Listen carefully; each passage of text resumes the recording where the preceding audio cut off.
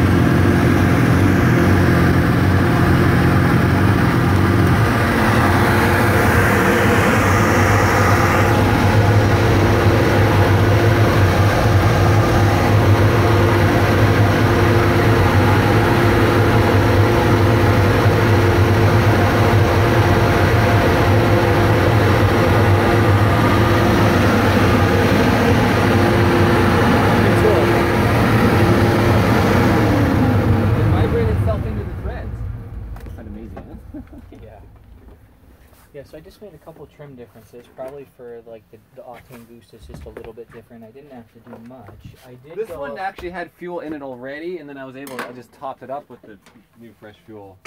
So I did go that extra 3/4 of a degree. Yeah, because this one was at 3 before. Yeah, so we're at 375 on both bikes. Okay. With the O2 or with the NOx sensor control on. And this is now that map's in the bike, and then so we need to save it. Let's save it, and then let's do some more fine-tuned trimming with the power commander. All right. So yeah, interesting. It didn't make actually much more horsepower than the other one, though. What did we at torque? 86. quite a bit more torque and quite a bit more mid-range. Mid-range. The And you that can was the feel it. The power is like, the bike just feels a lot tighter, right? Yeah. I can tell your difference coming on the throttle. That's the end 6 kilometer difference at the end of the straightaway, yeah. Yeah. Coming on the throttle is much more aggressive. Yeah. This thing, that's what when I switch to this guy, I'm like, holy shit, it's freaking out of control, right? It's hilarious. Okay, so what should I label? This is Emrys, Dyno update, November 28, 2017. 375 advance pump. Version 1. Why do that version 2? You did some plus fuel trimming. I did a little bit of fuel trimming, yeah. Yeah, because you didn't have it powered. Yeah. Just get it as close as you can to the ECU. If you save it, right? Oh, you just saved it. I saved it. And so then we'll just plug in with the power commander next, and we'll be good.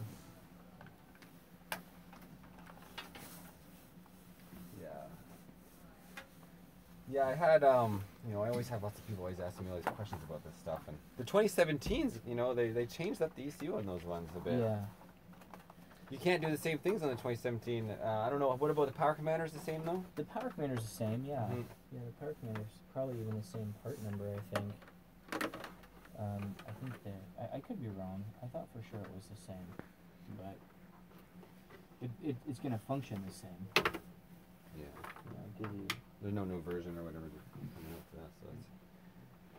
What was it the other day? Marianne was looking at used bikes for sale. I was like, Power Commander 3. I'm like, what is that on there for? I'm like, Marianne, that's what we used to use. Yeah. You know, like if you bought the bike 10 years ago, that's what you would have had on it. You know, or 5. You know, yeah, 10 years ago it was Power Commander 3. Yeah, I think 09 was the release of the Power Commander 5. Okay. Yeah, and so it's been a while since they just changed the firmware. That's it. Well, 09 doesn't sound like very long ago, but it is. Oh, 7, 8 years ago. Yeah. I've been racing for 10 years. You know, like. Yeah. It's quite a while. Okay, let's grab the seat. I want to cool it off with the fans just a little bit. Good. And then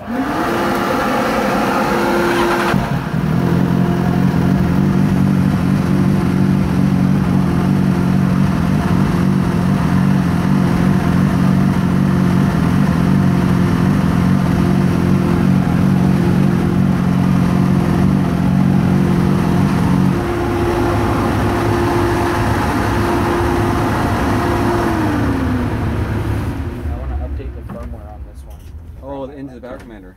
Yeah, good idea. all right. So, So what's going on, Marcel? well, I had a little scare there when I was recalibrating. I deleted all the adaptation values. Like I should film. You're filming. You can't see. I Alive and deleted alive. before we started the video. Because I put a new dash on the bike after crashing Emrys. I needed to reset everything, so I deleted the adaptation values, which means you lose the quick shifter in both directions. And the engine light was on, and then I recalibrated the quick shifter, and it didn't work. And then Nels got on the bike. I'm like, the quick shifter's not going to work. This is going to suck. I'll have to spend more time figuring it out. And then Nels just started riding, and after like 3 shifts, and then it just worked, Nels? Yeah, exactly. Yeah, so because normally I would do it on the stand and then I would go ride the bike to test. So this is the first time I recalibrated it on the dyno. And because it's on the dyno, it has some resistance, so when you idle, you can't idle or the chain starts to slap, right? And you got to give a little throttle, so maybe that was the difference. I did it twice. And anyway, so now the quick shifter's working and the engine light's off, so I'm good on that. Just, you know, I don't need more stress. Like, you know, what if I have to go to BMW dealer and waste more money, right? We don't want that. No, you gotta save it for tires. Chikwala. Very expensive. Okay. Yeah, entry fees too. So what's the next step now? Now he's updating the Power Commander 5 in this bike. We just did the firmware update. Do you even know any changes from the firmware update, or is it just all behind the scenes? You don't even know. Yeah, no clue. They don't describe what it's for. Yeah, they don't give you descriptions. Like now you can. There's no new features, so it's just probably. Who knows how it would work, but right off the bat, without doing any tuning really at all on the fuel, just a couple trims with the BMW ECU software, we got 190 and 86.5 torque. So already more than Merlin. And this bike had a little mixture of old fuel, new fuel, so we'll see what happens. Anyways, make sure you subscribe to my Irnieracing YouTube channel. Thumbs up. And give a thumbs up to the video if you like the live videos. Otherwise, I'm just going to not do them anymore. You know, bye-bye. You got to show the love. Otherwise, you know, you need some encouragement to do this stuff. Like, I don't know if this is entertaining. Is this entertaining? Guys, this is just my normal life. Put you over here. From, say hello. If you have a question, write that down. Yeah. And, you know, speaking of live videos, so from here, have to do more we're off to Chuckwalla. Always interesting to watch. Nice. And then we're going to have a little theme change on my YouTube channel because I'm going to go race Chuckwalla. That'll be normal stuff. And then I'm thinking, Marianne and I am going to fly us to, I'm thinking just straight to Bangkok. I've done Thailand, Malaysia, Laos, Singapore before, back during the tsunami in 2004. Christmas, if anybody remembers that. Well, of course you remember that, but if you know anybody who was there anyways. And I was on the full moon party, like partying away. Didn't even notice the big wave which hit the west side because I was on the east of Thailand. So as a nomad or a superbike wanderer, I haven't tested the launch control yet, Jeremy. That's a good point. That'll have to come. I mean, it's raining outside, so I can't test the launch on the dyno. That's not going to work. Launch control on the dyno? No? Yeah. That would just break it. Yeah, possibly. It'll probably break the dyno or the bike. And yeah, so then because as a nomad, you know, what am I going to do in the winter? And there's no racing going on besides Chuckwalla, and there's always like a big month apart.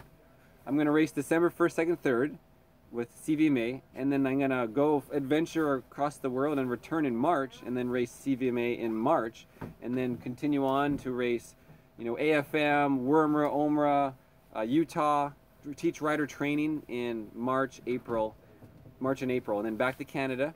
And then in May, the Canadian Superbike Championship is on my plate. So then we got to tune these bikes on Sunoco. It's Sunoco crap, you know, and Marcel, mandatory fuel bullshit. we're ready for round 2.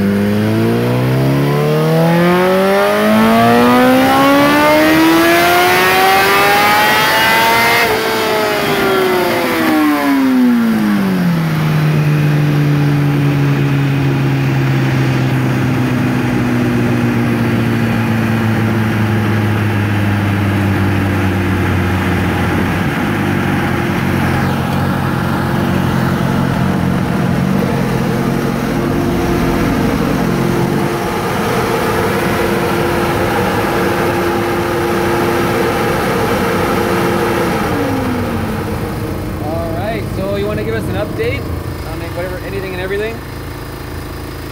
We just went back through the race tools and adjusted ignition timing and got the fuel mapping updated, and then we just did some fine-tuned trimming in the power commander because the resolution's so much better. But it came out good. 190 horsepower, 86 foot-pounds of torque with a big slick and pump gas. So, right, yeah, and that's 90 Celsius. So, I mean, it's not a huge jump in terms of the other bike. I mean, obviously, every time you dyno a bike, every day, every month, every dyno is going to show a different variable.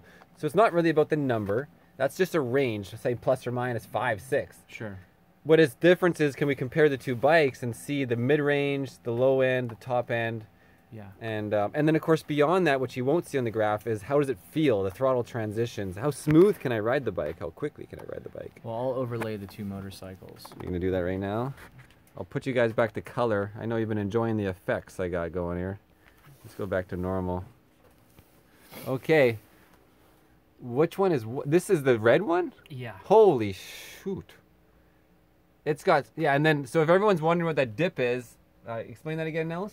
That's the adjustable velocity stacks. That's right. Kind of like in the R6s back in the day. And, correct. And so you just can't avoid that. You can't tune that out. It's correct. There's no control right now. If you bring, can you bring the air fuel ratios up on the same screen? Yep. So we can see and then an expanded resolution of that. Okay, so the red guy is a little richer when he's up there. Yeah, it depends how it recovers from the stacks opening. Mm-hmm, I've got a little bit more fuel in it, yeah. Yeah, like it's a flatter at the top on the Emrys. It goes up from the stack and then straighter. The other one's more of like a curve, which is interesting. And the mid-range, how much more horsepower do we have around 9,000 there? And then torque. We're talking 110 more. And the torque, oh man, so that's why the bike freaking feels like a screamer. Emrys is just... Emrys was for sale. You guys missed out. Now I'm using Emrys. Huh. Okay. Anything left to do? We advanced it already and tried that. We did all the firmware update in the power commander and smoothed out the throttle transition. That should help a lot. And time to ride it. All right. Well, thank you very much, Nels. Yeah. Always a pleasure. And pretty much from our experience, the Sunoco stuff for Moto America, what's it called? Is the GTX or something else? Or, yeah. That stuff was pretty much almost similar to the pump map. Remember how we compared it at one time a year ago? Very similar, yeah. So chances are we won't have to do it. Whether I even make it back here or not, depending on if I come back here this direction when I see you on my way back, I'll have to buy some Sunoco and bring it, or otherwise just kind of run the pump map essentially. But there's different Sunocos. They're coming out with new Sunocos again. Like Moto America is switching the fuel. It's just it's really annoying, guys, when you have a race series like a national series that does mandatory fuel, mandatory tires, and you know why that is, Nels? Why do they do that? Probably because that's what they have for sale. It's because of the sponsorships, exactly. Yeah. So Sunoco and Dunlop sponsor Moto America. So Moto America is taking money. So is the Canadian Superbike. They're taking money and then forcing the riders to use that product. And so it's good for them, bad for us. And that's why club racing is much better in that sense, you know. Anyways, guys, make sure to hit like, subscribe, blah blah blah, give it a thumbs up. I'm gonna think of the stand. We won't have a stand for this bike right away. It's in my trailer in the street. So thanks for tuning in. Emrys is a screamer, Merlin's a little more flat tuned. See you guys later. Cheers.